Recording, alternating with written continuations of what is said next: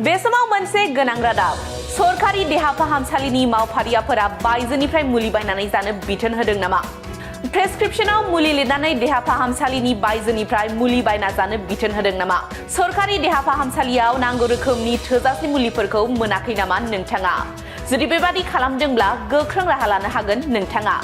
नंगौ, जुदि सरकारि देहा फाहामसालियाव फाहामथाय लानाय समाव बायजोनि फार्मासिनिफ्राय मुलि बायना जानो बिथोन होयोब्ला नोंथाङा गोख्रों राहा लानो हागोन। सरकारि देहा फाहामसालियाव फाहामथाय लानाय समाव नोंथाङा नांगौ रोखोमनि मुलिफोरखौ मोनाखैब्ला गोख्रों अजद होनो हागोन। नंगौ, बे खेबाव रायजोनि थागिबिफोरखौ मदद होनो हेल्पलाइन नाम्बार फोसावनानै होदों सरकारा। 9864541430 हेल्पलाइन नाम्बाराव फोनांजाब खालामनानै अजद होनो हागोन नोंथांमोनहा। रायजोनि सावस्रि बिफाना 9864541430 हेल्पलाइन नाम्बारखौ फोसावनानै रायजो राजाफोरनि थाखाय फोसावनानै होदों। जुदि नोंथाङा सरकारि देहा फाहामसालियाव फाहामथाय लाबाय थानाय समाव प्रेसक्रिप्शनाव होनाय मुलिखौ बायजोनि फार्मासियाव बायनो गोनां जायोब्ला नोंथाङा गोख्रों अजद होनो हागोन। सावस्रि बिफाना फोसावनानै होनाय 9864541430 हेल्पलाइन नाम्बाराव फोनांजाब खालामनानै गोख्रों अजद होनो हागोन नोंथांमोनहा। सरकारि देहा फाहामसालिफोराव बे खेबनिफ्राय देहा फाहामसालियाव गैयै मुलिफोरखौ बेमारिफोरनो लिरना होनो मोननाय नंलिया। देहा फाहामसालिफोराव मोनग्रा मुलिफोरखौल' प्रेसक्रिप्शनाव लिरना होनो मोनगोन सरकारि देहा फाहामसालिफोराव।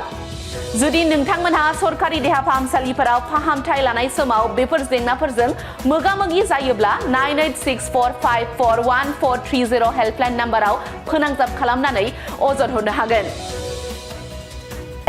टेट आरो गुबुन गुबुन सरकारि साख्रिफोरनि आनजादनि कचिं होनाय जायो आरो बेनि मुं थिसननाया दासान्दि सोलिगासिनो दङ। आं नाजानाय मेथ्सफोराव उइकफोरमोन, ओमफ्राय दा बाहायनाया एसे गोख्रों जाबाय आरो बाहाय CA क्लासबो जायो, माने सानफ्रोम कारेन्ट एफेयारफोर जानाय, बहाबा मा जानाय, जिउ मा जानाय बेखौ मोनगोन। ओमफ्राय रिजनिंफोर, इंग्लिश क्लास जाजोबो गासैबो। मेरा क्वांट में एक्चुअली खराब था, इसलिए मेरा ज़्यादातर एग्जाम में क्वालिफाई नहीं कर पा रहा था और कॉन्फिडेंट भी नहीं था। जब से मैंने ज्वाइन किया है तब से मैंने क्वांट पे एक्चुअली अभी मैं क्वांट पे अच्छा हूँ और कर भी पा रहा हूँ, तो अभी कॉन्फिडेंट भी हूँ और फैकल्टीज भी बहुत अच्छे हेल्प करते हैं बहुत।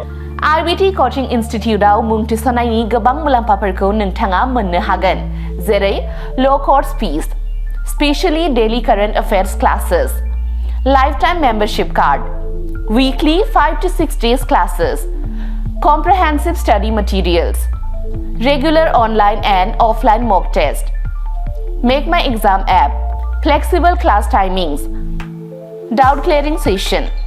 बेफोर गासै सुबिदाफोरखौ नोंथाङा IBT कचिं इनस्टिट्यूटआव मोननो हागोन। अब्ला थाबैनो मुं थिसनदो।